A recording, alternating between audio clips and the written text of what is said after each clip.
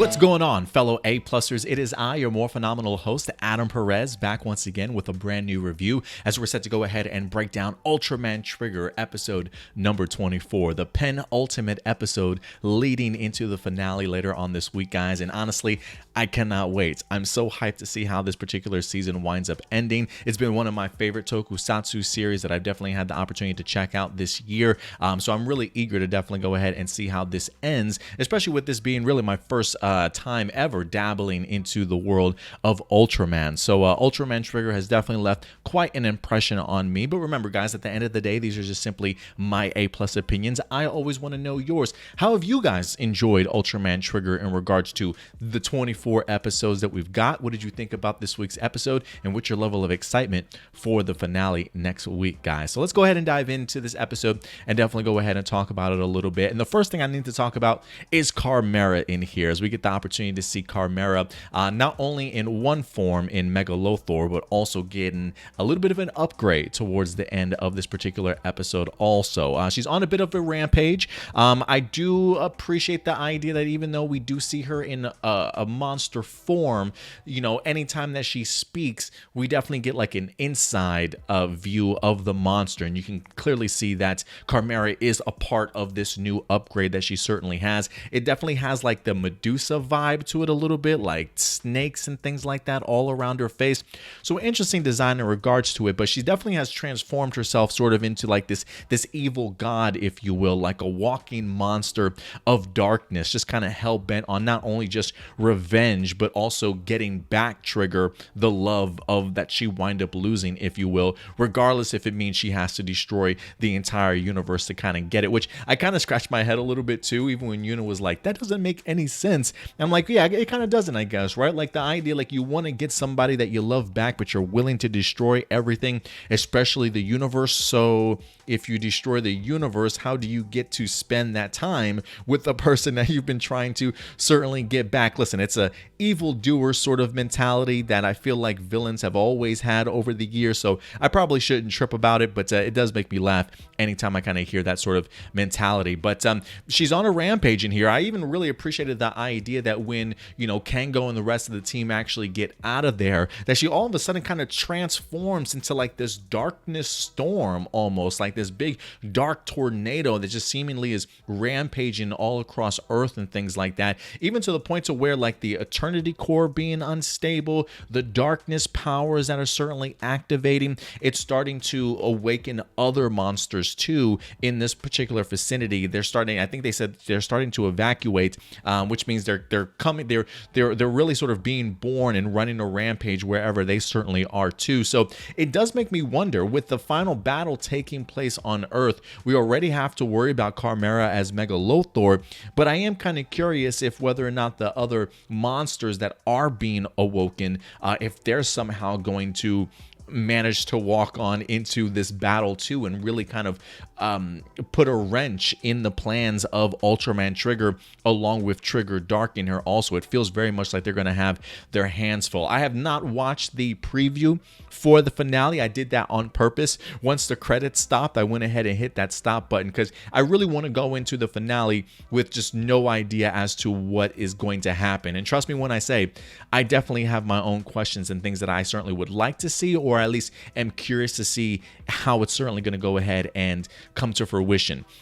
If anything, if I do have a concern in regards to Carmeara, it's still the idea that I wish that she was still in her human form.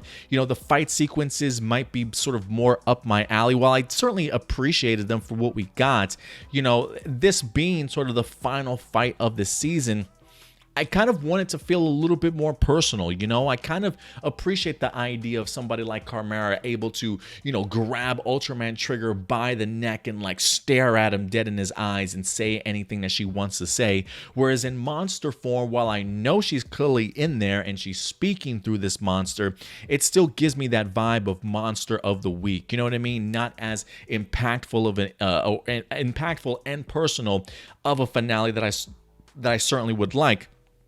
But we do have one more episode left, right? I mean, we did see them destroy Megalothor in here, but it quickly reassembled itself to really showcase the power of the darkness. So it does make me wonder if whether or not they will manage to at least destroy the Megalothor form and then maybe have to deal with Carmeara in her human form to finish off the season. I'm keeping my fingers crossed because I do want it to still feel like a very personal battle, whereas in the monster form, I'm not really feeling that as of right now. But the designs aren't ridiculous. I absolutely love, especially the second form that we get of the Megalothor. It almost looks like it's feels like it's got like this giant shell on its back, a little bit of like a slug or a snail. Well, I guess it's more like a snail when I think of it. The way that it was kind of rampaging across the city in the sense of not so much stepping as it is kind of gliding, right? It's got like a little bit of a tank kind of form to it, kind of mentality, and how it winds up driving itself, sort of thing. So I really love the second design, especially the cool like lighting that it wind up having, where you've got the figure in front of you just see the silhouette and sections of the body when it's being presented to us.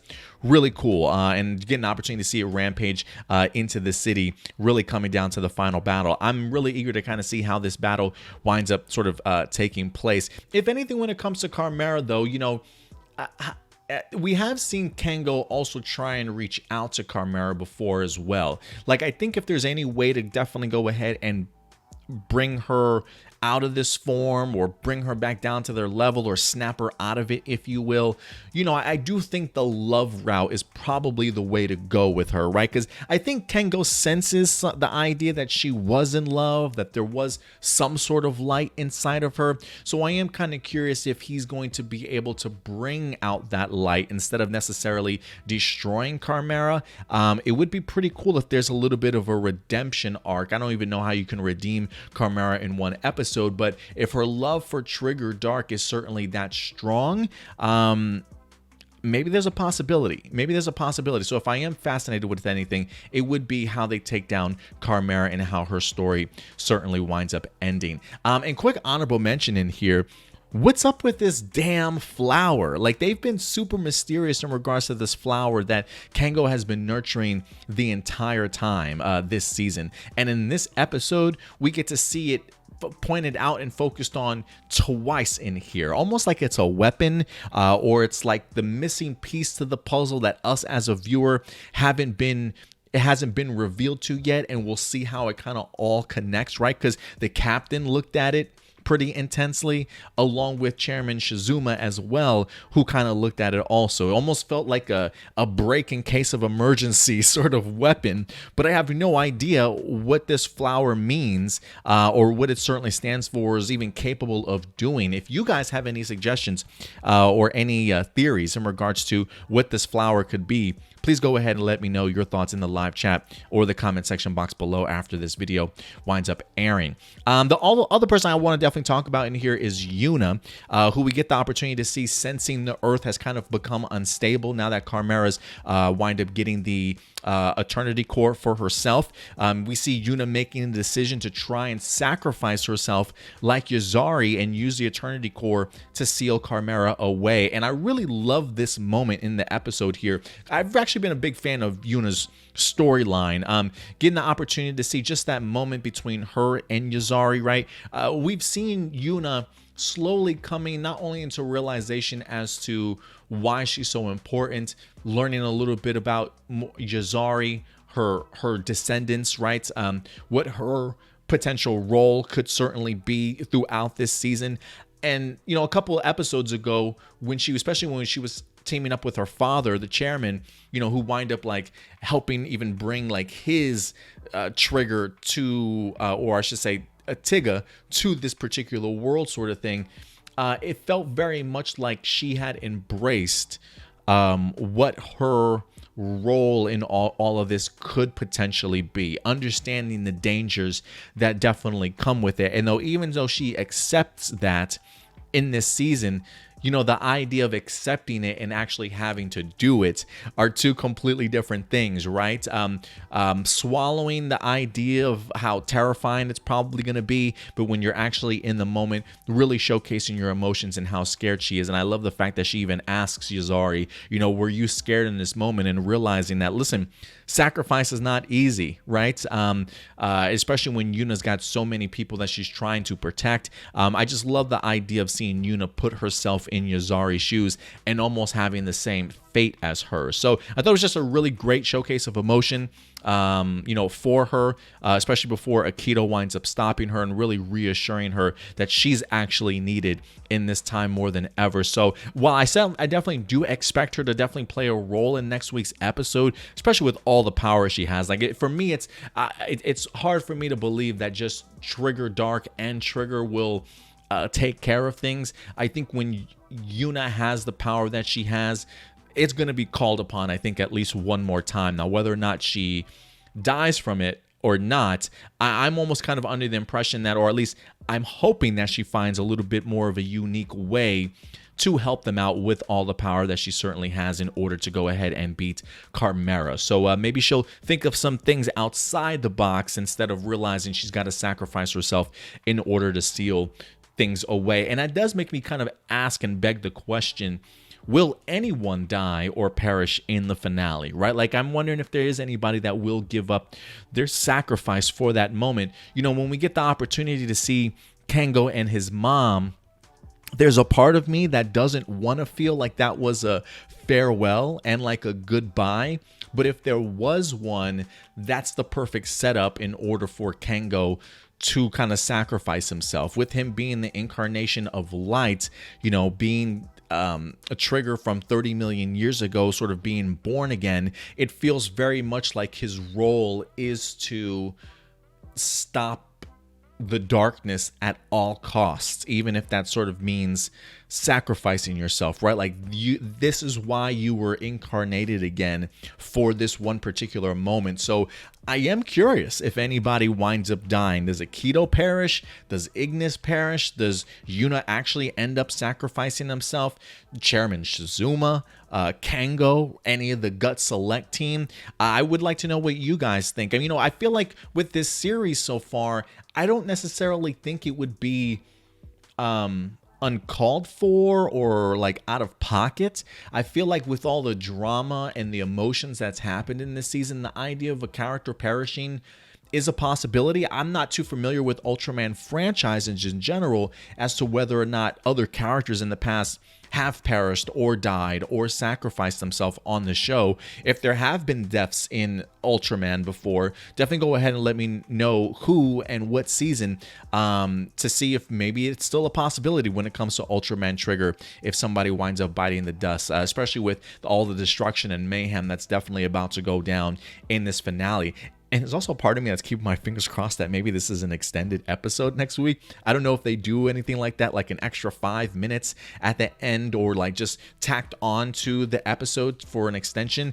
We'll see though, but I'm really eager to see how the finale ends. And then last but not least, the Kengo really kind of showcasing sort of this immaculate conception sort of mentality. It's just a very great metaphor for God as sort of the giant of light that Ultraman represents in here. So literally having been born from the light. Because for me, one, I love this scene between Kengo and his mom, learning a little bit more about his past in that sense. But I guess for me, I was always kind of under the impression that his mom actually carried him. You know what I mean?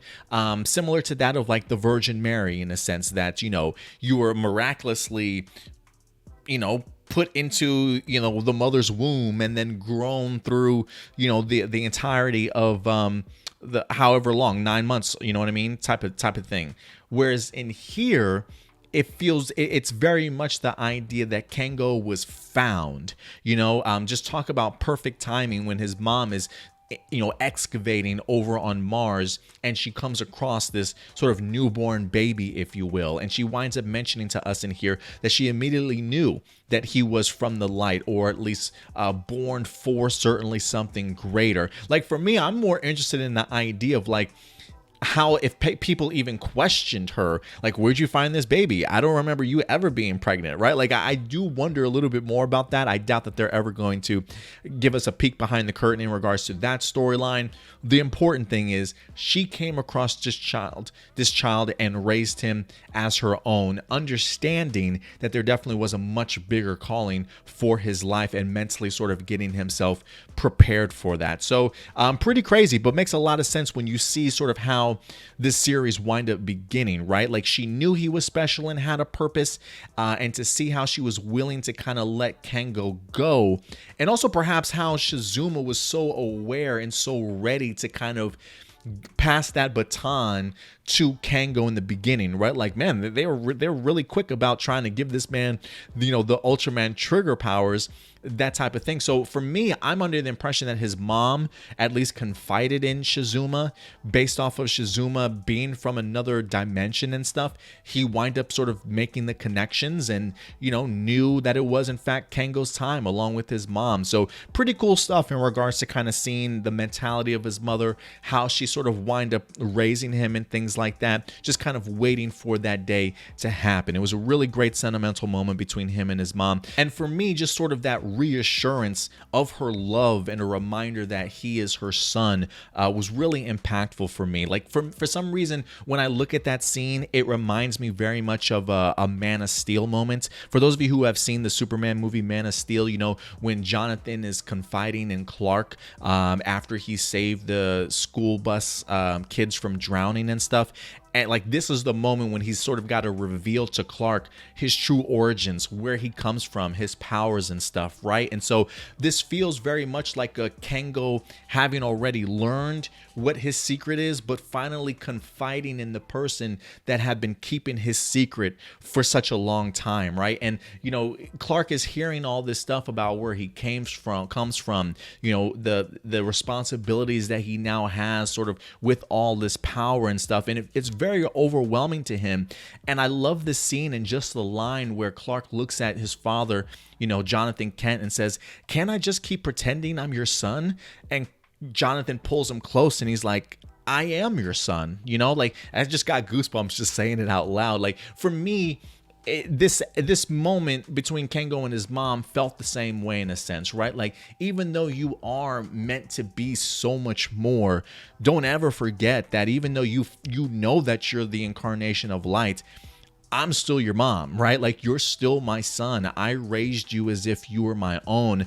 And I think that's exactly what Kengo certainly needed. One, to kind of ground him again, and then one, to let him know that, hey, it's okay to go ahead and go forth. This is what you were born for, what we raised you for, and we're ready for. Now go ahead and do what you need to do, sort of thing. So I really love this moment. I thought this moment between Kengo and his mom was fantastic. And then just last honorable mention, just the identity reveal. Like, for me, when he goes to reveal his identity to the Gut Select team, there was a part of me that was like, wait a minute, they don't know. And I'm like trying to go back in my head to the Ultraman Trigger episodes, thinking to myself, yeah, I guess he never did reveal himself. Like, I do wonder if some people were suspect, like definitely the captain. Like, I feel like the captain in certain times, they had scenes where he was looking like very quizzically trying to figure things out in his head, sort of mentality. So when he says at the end, like, hey, you can tell us your secrets, and then when it's revealed, he's like, I kind of had this suspicion and kind of had that feeling.